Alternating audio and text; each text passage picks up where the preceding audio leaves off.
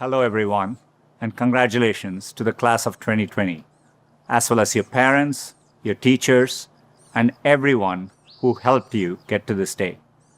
I never imagined I'd be giving a commencement speech with no live audience from my backyard, but it's giving me a much deeper understanding for what our YouTube creators go through.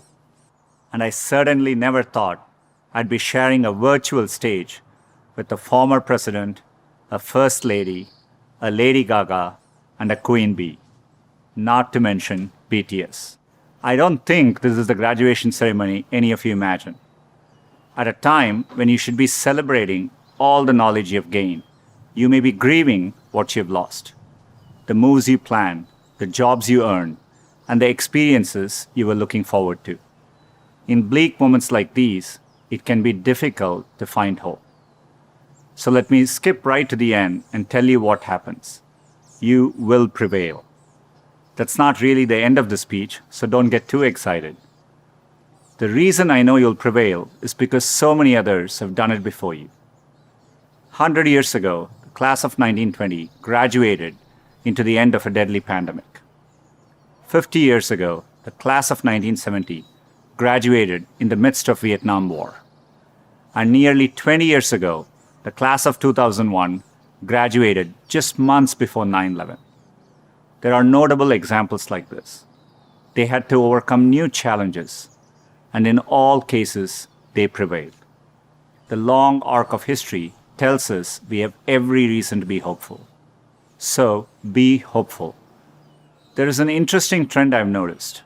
It's very conventional for every generation to underestimate the potential of the following one. It's because they don't realize that the progress of one generation becomes the foundational premise for the next.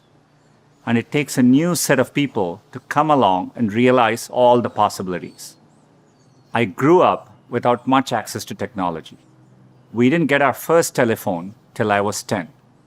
I didn't have regular access to a computer until I came to America for graduate school.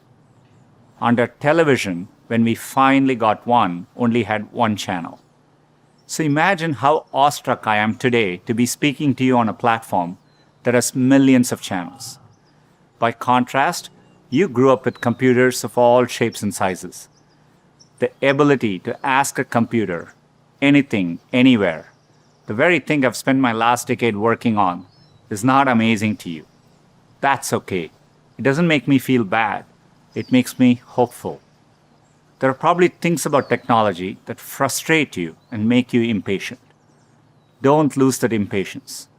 It'll create the next technology revolution and enable you to build things my generation could never dream of. You may be just as frustrated by my generation's approach to climate change or education. Be impatient. It'll create the progress the world needs. You will make the world better in your own way, even if you don't know exactly how. The important thing is to be open-minded so that you can find what you love. For me, it was technology. The more access my family had to technology, the better our lives got. So when I graduated, I knew I wanted to do something to bring technology to as many others as possible. At the time, I thought I could achieve this by building better semiconductors. I mean, what could be more exciting than that? My father spent the equivalent of a year's salary on my plane ticket to the US so I could attend Stanford. It was my first time ever on a plane. But when I eventually landed in California, things weren't as I had imagined. America was expensive. A phone call back home was more than $2 a minute, and a backpack cost the same as my dad's monthly salary in India. And for all the talk about the warm California beaches, that water was freezing cold. On top of all that, I missed my family, my friends, and my girlfriend, now my wife, back in India. A bright spot for me during this time was computing. For the first time in my life, I could use a computer whenever I wanted to. Completely blew my mind. And at that same moment, the internet was literally being built all around me.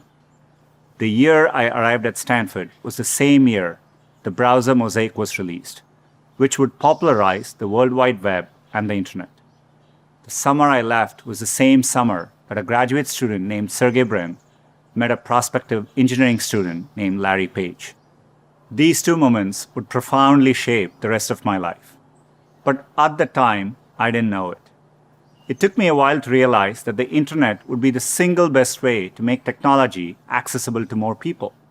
And as soon as I did, I changed course and decided to pursue my dreams at Google. Inspired by the wonder that first browser created in me, I led the effort to launch one called Chrome in 2009 and drove the effort to help Google develop affordable laptops and phones so that a student growing up in any neighborhood or village in any part of the world could have the same access to information as all of you. Had I stayed the course in graduate school, I'd probably have a PhD today, which would have made my parents really proud, but I might have missed the opportunity to bring the benefits of technology to so many others. And I certainly wouldn't be standing here speaking to you as Google's CEO. Believe me when I say I saw none of this coming when I first touched down in the state of California 27 years ago. The only thing that got me from there to here, other than luck, was a deep passion for technology and an open mind. So take the time to find the thing that excites you more than anything else in the world, not the thing your parents want you to do, or the thing that all your friends are doing, or that society expects of you. I know you're getting a lot of advice today, so let me leave you with mine. Be open, be impatient, be hopeful. If you can do that, history will remember the class of 2020, not for what you lost, but for what you changed. You have the chance to change everything. I'm optimistic you will. Thank you.